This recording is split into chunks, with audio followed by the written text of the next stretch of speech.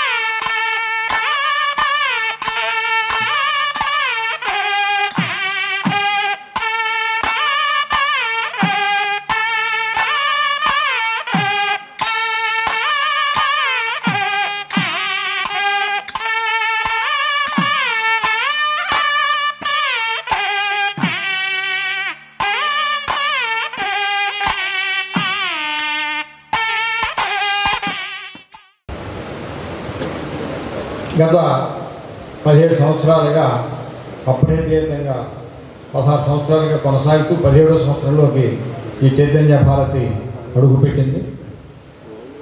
టీనేజ్లోకి ప్రయాణం చేస్తుంది. చైతన్య భారతి బాలరిష్టాల దాటి యవ్వన ప్రాయంలోకి వచ్చింది. అయితే మా ఉత్సాహం ఆనందం ఏమిటంటే పెరిగే కొద్దీ సహజంగా కార్యకర్తల్లో నీరసం రావాలి, కానీ మాకు ఉత్తేజం పెరుగుతుంది. కార్యకర్తలందరూ కూడా సంవత్సరం కన్నా ఇంకో సంవత్సరం చాలా ఉత్సాహంగా పనిచేస్తూ ఈ కార్యక్రమాన్ని ముందుకు తీసుకెళ్ళడానికి దోహదం చేస్తున్నారు. అయితే ఈ 16 సంవత్సరాల ప్రస్థానంలో ముందుగా కొంతమంది రంగస్థల నటులను మాత్రమే సత్కరించాం. తదుపరి రంగస్థలం నుంచి సినిమాలకు వెళ్ళి అక్కడ పేరు ప్రఖ్యాతులు సంపాదించుకున్నటువంటి నటీనటులను సన్మానించాం. ఆ తదుపరి రంగస్థలంతో సంబంధం లేకున్నా సినిమా ప్రముఖులు కొంతమందిని సన్మానిస్తూ వచ్చాం. ముఖ్యంగా వారిలో కళా తపస్వి దర్శక మన విశ్వనాథ్ గారు, కాశీనాథుని విశ్వనాథ్ గారు, ఎస్పి బాలసుబ్రహ్మణ్యం గారు, సిరివెన్నెల సీతారామ శాస్త్రి గారు, మరి సింగర్ ఆవిడ గాయనిమని సునీత, రామజోగే శాస్త్రి గారు. క్రితం సంవత్సరం మనం కోటి గారిని సత్కరించుకున్నాం. అలాగే అనంత శ్రీరామ్, పాటల రచయిత అనంత శ్రీరామ్ని పరిచయం చేసుకున్నాం, మనం సన్మానం చేసుకున్నాం. క్రితం సంవత్సరమే మరి నటుడు సుబ్బరాజు గారిని కూడా మనం సత్కరించుకోవడం జరిగింది. ఈ రకంగా ఆయన సత్కరించుకుంటూ మనం చైతన్య భారతి ఒక ప్రత్యేకత ఏమిటంటే, మనం ఎవరైతే సెలబ్రిటీ పెద్దవాళ్ళు విశ్వనాథ్ గారు, సిరివెన్నెల గారు ఇలాంటి వారు వచ్చారో వారి అంతర్గతంగా ఉండేటటువంటి లోపల కవిని, లోపల నటుడిని, లోపల డైరెక్టర్ని, అంతర్గతంగా ఉండే వ్యక్తిని బయటికి తీసుకొచ్చి అది ఏమిటనేది తెలుసుకోవడం అనేది ప్రక్రియగా పబ్లిక్ తోటి ఇంటరాక్షన్, ప్రజలతో ముఖాముఖి కార్యక్రమాన్ని నిర్వహించడం జరిగింది. నా కష్టకాలంలో కూడా ఏదైనా ఆడిటింగ్ ఇచ్చినా ఇంకోటి ఇచ్చినా ఆయనే చూస్తారు, మొత్తం వేస్తూ ఉంటారు. అలాగే ఓల్డేజ్ హోమ్స్ ఉన్నాయి, ఆ ఓల్డేజ్ హోమ్స్ కూడా ఆయనే చూస్తూ ఉంటారు. గత 10 సంవత్సరాల నుంచి కూడా తమ్ముడిని ఇలా చేస్తాను అంటే నాకు తోసిన సాయం చేయటం తప్ప మరొకటి ఏది లేదు. మనకి జిల్లా హెడ్ క్వార్టర్ అయింది కాబట్టి హెడ్ క్వార్టర్లో దాతలందరూ పూనుకొని ఒక స్థలం ఎంచుకొని బిల్డింగ్ అయ్యే వ్యయం అంతా కూడా నేను ఖర్చు పెట్టుకుని చేస్తాను. ఒక ఇండోర్ స్టేడియం మనకు కావాలని 100% నేను మనసా వాచ కోరుకుంటున్నాను. మీ పెద్దల ఆశీస్సుల, పురప్రముఖుల ఆశీస్సులతోటి అది నెరవేరాలి. వచ్చే 2-3 సంవత్సరాల్లో 100% కూడా అది కాంక్రీట్ తోటి 100% ఒక స్టేజ్ అనేది ఉండాలి. అదే నా సంతోషం. Thank you. మరి భగవాన్ గారికి ఆ భగవంతుడు ఇంకా ఆయుష్ ఇచ్చి ఇంకా చెయ్యాలని, అంటే చేయటం అంటే అంతా వ్యయంతో కూడుకున్న పని కాబట్టి వాయిన్ చేయటం అంటే ఈ పుణ్యభూమిలో చేయటం అంటే ఈ పుణ్యభూమి అంటే విద్యదాతగా పూర్వం స్థాపించినటువంటి ఈ స్థలంలో చేయటం అనేది చాలా గొప్ప విషయం. మరి మేమందరం కూడా ఆ దృష్టిలోనే ఇక్కడ పనిచేస్తూ ఉంటాం. మరి ఈ పుణ్యభూమిలో ఇక్కడ పెడతాననేటప్పటికీ నాకు అంతకన్నా సంతోషం ఏముంది అని ప్రెసిడెంట్ గారితో పర్మిషన్ తీసుకుని ఇక్కడ పెట్టడం జరిగింది. మరి మరొకసారి అంటే ఇక్కడ వేదిక మీద అలంకరించినటువంటి చాలా పెద్దవారు ఉన్నారు, వారందరికీ నా నమస్కారాలు తెలుపుకుంటూ, మరి ఇక్కడికి వచ్చిన వారందరికీ నాకు నమస్కారాలు తెలుపుకుంటూ, కానీ నేను ప్రతిదీ చూస్తుంటాను, కానీ ఆదరణ మరి ఇంకా పెరగాలి. మరి ప్రేక్షకులు ఉంటేనే వారు చేసే ఫలితానికి దక్కుతుందని నేను అనుకుంటున్నాను. ఈరోజు ప్రతిరోజుకు ఒక సాంస్కృతిక సంస్థ తప్పున ప్రారంభం కావటం, 1-2 సాంస్కృతిక కార్యక్రమాలు చేయటం, 3వ సంవత్సరం నుంచి మానటం. కానీ 17 సంవత్సరాలుగా ఇంత నిర్విరామంగా చేస్తున్నారంటే అది మామూలు విషయం కాదండి. దాని వెనకాల మా భగవాన్ గారి కృషి ఎంతైనా అభినందనీయం. మీ అందరి తరఫున, మా అతిథులందరి తరఫున కోరేది ఏమిటంటే, ఈ సంస్థ, ఈ చైతన్య భారతి ట్రస్ట్ ఆచంద్రార్కం ఈ ప్రతి సంవత్సరం కూడా ఈ నాటక పోటీలు కాకుండా తదితర కార్యక్రమాలన్నింటి కూడా నిర్విరామంగా చేస్తూనే ఉండాలని మీ వెంట మేము ఉంటామని సవినయంగా తెలియజేసుకుంటున్నాం. ఇకపోతే జగన్నాటక సూత్రధారి అయినటువంటి భగవంతుడు అందరికీ ఏదైనా ఒక టాలెంట్ ఇస్తాడు. అది ఆయన గుణం. అందులోని గుణాలలో ఒక గుణాన్ని మనకి ఇస్తూ ఉంటాడు. దాన్ని మనం తెలుసుకొని సాధన చేసి దానిలో ప్రావీణ్యత సంపాదించి మన ప్రతిభని నిరూపించుకోవడంతో మన హృదయాలు ఆనందం, గౌరవం, ఆత్మవిశ్వాసం, అదే ఆయనకు మనం అర్పించే అర్పణ. ఈ రకమైనటువంటి కళలు ఉన్నటువంటి భగవదంశతో ఉన్నటువంటి కళాకారులందరూ ఈ వేదిక మీద ఉన్నారు. ఈ వేదికలో నేను కూడా ఒక భాగమైనందుకు నాకు చాలా సంతోషంగా ఉంది. ఇలాంటి నాటకాలని సాంప్రదాయబద్ధకమైనటువంటి ఈ రకమైన ప్రోగ్రామ్స్ని కండక్ట్ చేస్తూ ఈ భీమవరానికి ఒక శోభ తీసుకొచ్చినటువంటి రాయప్రోలు భగవాన్ గారికి మరొకసారి నా శుభాకాంక్షలు తెలియజేసుకుంటున్నాను. పద్మనాభ నాటకాల పరిషత్ పేరు వచ్చింది కాబట్టి కొన్ని విషయాలు మీకు నేను చెప్పదలుచుకున్నా. అది 1967-68 సంవత్సరం గదనాపల్లి గ్రామం తెల్లంపూడి పక్కనే ఉంటుంది.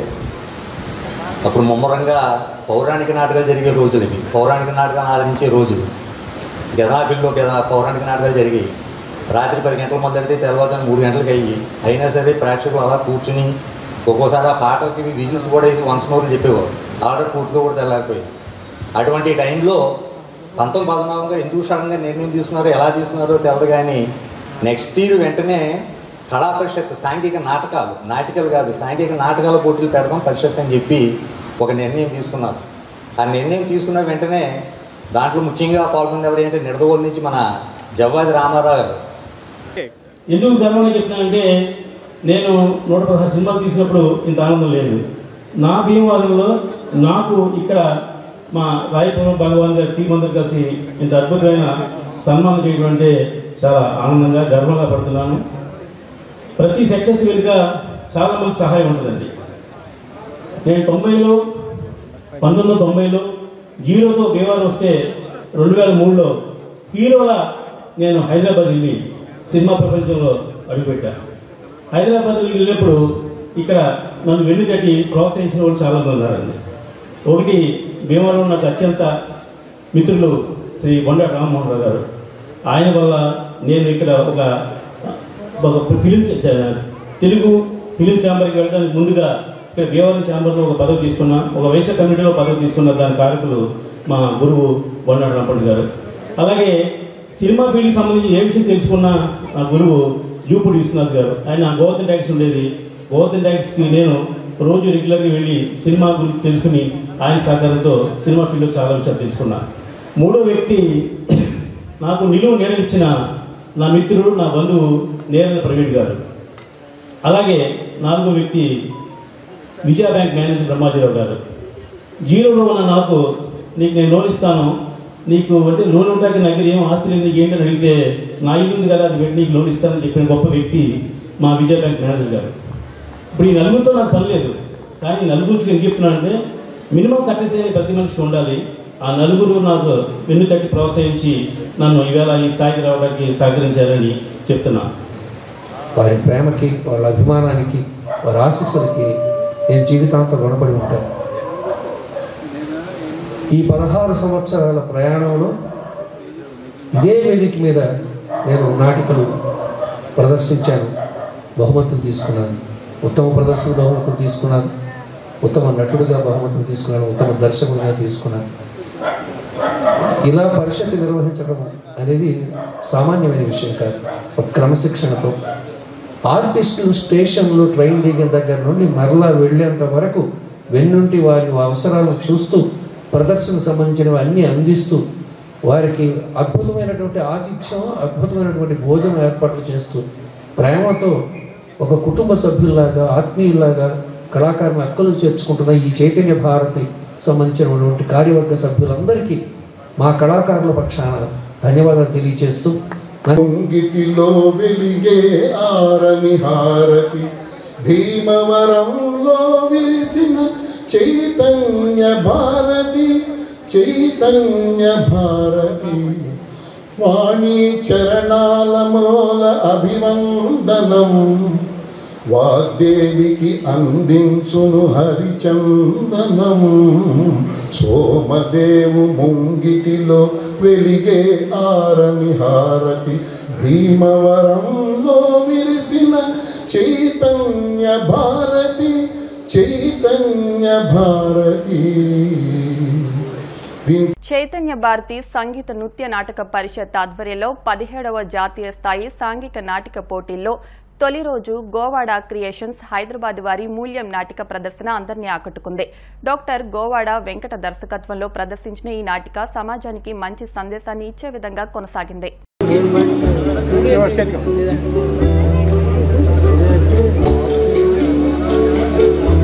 రైతే రాజు ప్రథమ ప్రదర్శనగా నాటిక, సాంఘిక నాటిక రెండవ ప్రదర్శనగా,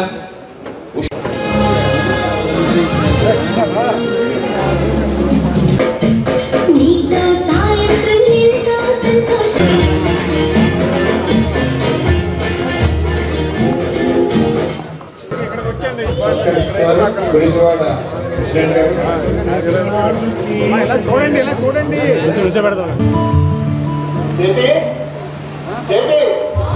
ఇంకా ఎంతసేపు ఆఫీస్ టైం అవుతుంది.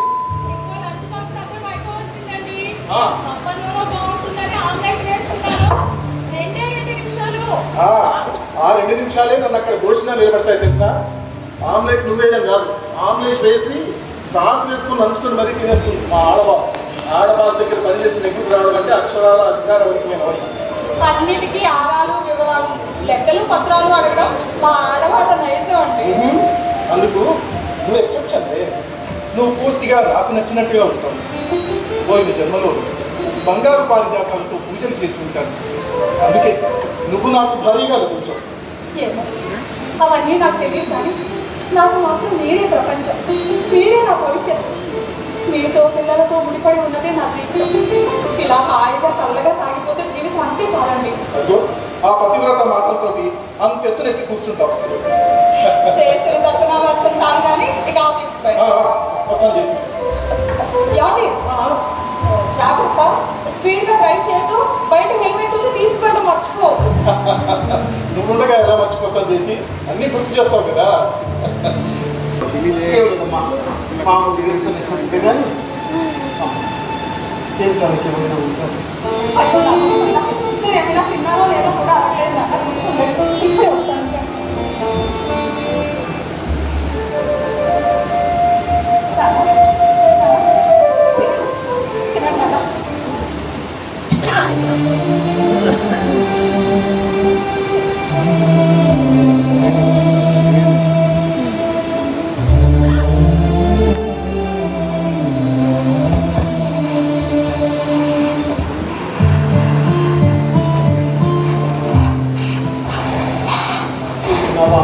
నేను తర్వాత తింటాను, ముందు మీరు తినాలా?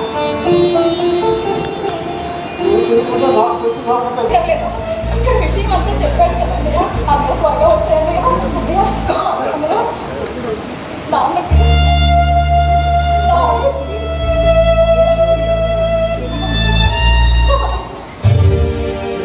2 కిడ్నీలు చెడిపోయాయి. అది చెప్పడానికి కలిసి చేతి కంగారు పడుతుంది, కానీ నేను వస్తే బాగుంటుందని తన ఉద్దేశం. పండిన ఆపాలు రావక తప్ప.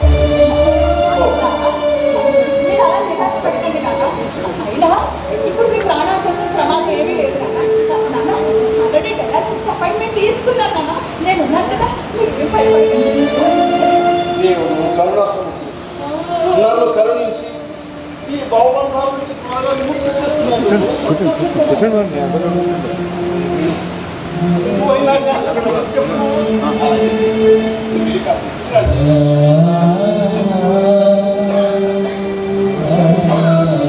కోర్టు వారు ముందుకు వచ్చిన ఈ కేసు చాలా ప్రత్యేకమైనది, విచిత్రమైనది కూడా. నా flight Jayathi Shrimati Jayathi Rajarao, of course Shrimati Jayathi Rajarao. Your honour, నా ఫ్లైట్ జయతి తండ్రి సోమసుందరం గారికి 2 కిడ్నీలు డ్యామేజ్ అయ్యాయి. ఆయనకు అర్జెంటుగా ఆపరేషన్ చేసి కిడ్నీ ట్రాన్స్ప్లాంటేషన్ చేయకపోతే ఆయన బ్రతకరని డిఫెన్స్ కౌన్సిల్ వారి క్లైంట్ 5 స్టార్ హాస్పిటల్ వారే చెప్పారు. యువర్ ఆనర్, అది యథార్థం యువర్ ఆనర్. పేషెంట్ యొక్క ఆరోగ్యాన్ని దృష్టిలో ఉంచుకొని నా క్లయింట్ ఒక సరైన సలహా ఇస్తే కానీ తప్పు పడతాడు. ఆసుపత్రి వారు ఇచ్చిన వైద్య సలహా తప్పట్లేదు, కానీ వారు విధించిన ఒక వివక్షాపూరితమైన రాక్షస నిబంధనలు మాత్రమే ప్రశ్నిస్తూ కోర్టు తీర్పు ఒక్కరోజు వచ్చినా మా నాన్న జీవితం ఇలా అయ్యేది కాదు. లేదు మా నాన్న చచ్చిపోలేదు, మా నాన్న చచ్చిపోలేదు చంపేసి మీరందరూ కలిసి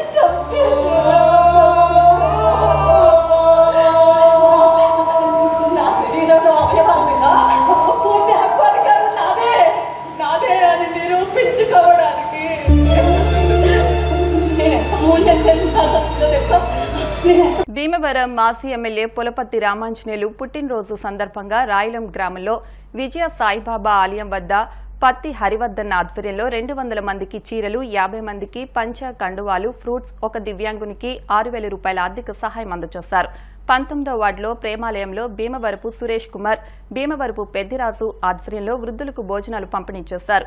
18, 19వ వార్డులో మాగాపు ప్రసాద్, ఎరంశెట్టి రాజేష్, కాజా మొహద్దీన్ ఆధ్వర్యంలో 200 మంది పేదలకు చీరలు, అనంతరం భోజనాలు పంపిణీ చేశారు. కార్యక్రమంలో చనమల్ల చంద్రశేఖర్, మద్దుల రాము, జనసేన, టీడీపీ నాయకులు పాల్గొన్నారు.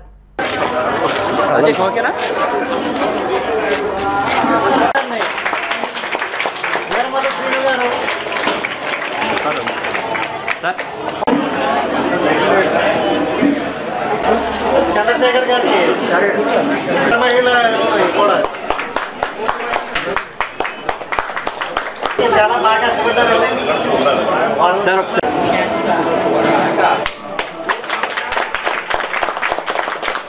అంజబాబు గారి నాయకత్వం, అంజబాబు గారి నాయకత్వం, అంజబాబు గారి నాయకత్వం, పవన్ కళ్యాణ్ గారి నాయకత్వం. జై జనసేన, జై జనసేన, జై జనసేన, జై జనసేన, జై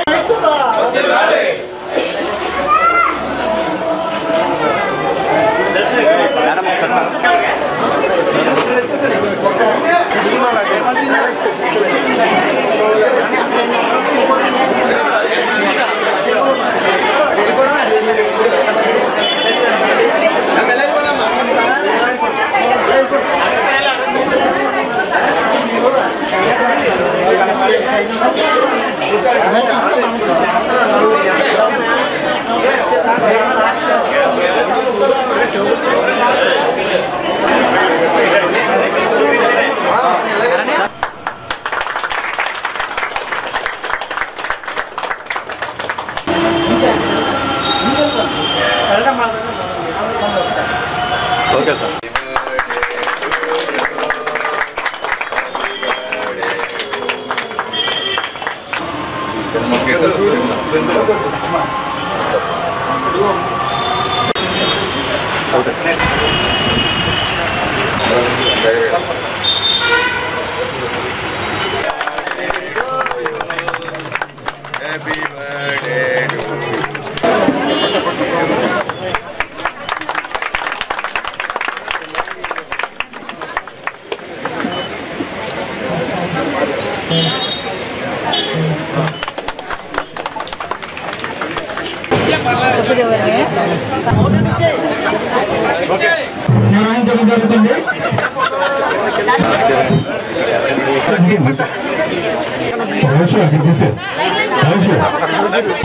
అక్కడ ఉండండి.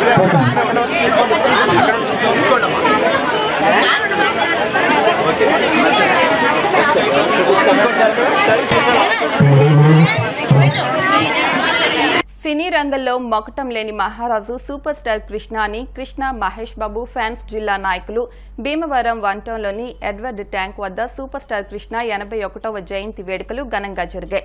ఈ సందర్భంగా సూపర్ స్టార్ కృష్ణ కాంస్య విగ్రహానికి పూలమాలలు వేసి నివాళులర్పించారు.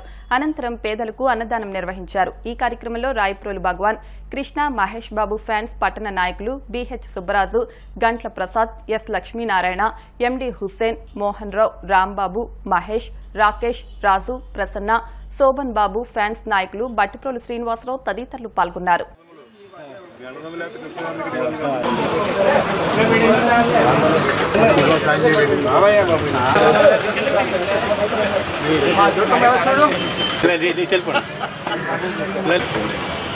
శ్రీనివాస్ గారు చూడండి.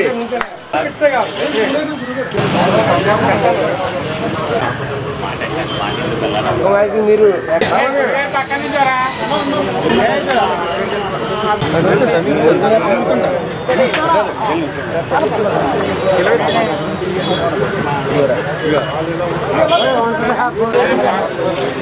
లైన్లో రండి అమ్మ, గెలుచుకోకండి.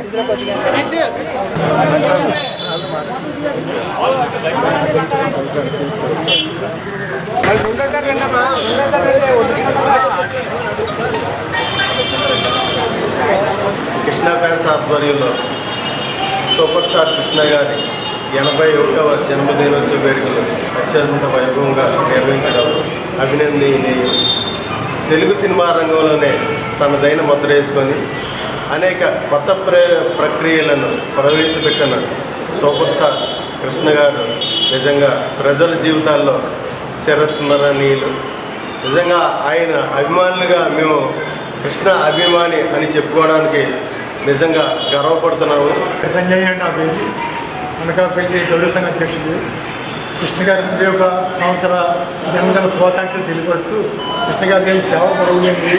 కృష్ణ అంటే అందరికీ చాలా అభిమానము. నేను కూడా చిన్నప్పటి నుంచి కృష్ణ గారి సినిమాలు చూడాలి అంతే ఇంట్రెస్ట్ చూసేవాడిని. కృష్ణ అంటే నాకు మంచి అభిమానం. కృష్ణ గారు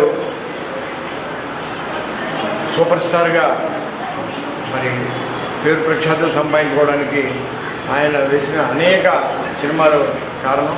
అయితే విశేషంగా ఆయన ఎన్ని సినిమాల్లో చేశారన్న దానికన్నా ప్రజల్లో ఎంతమందిని ఆకట్టుకున్నారన్నది విశేషం.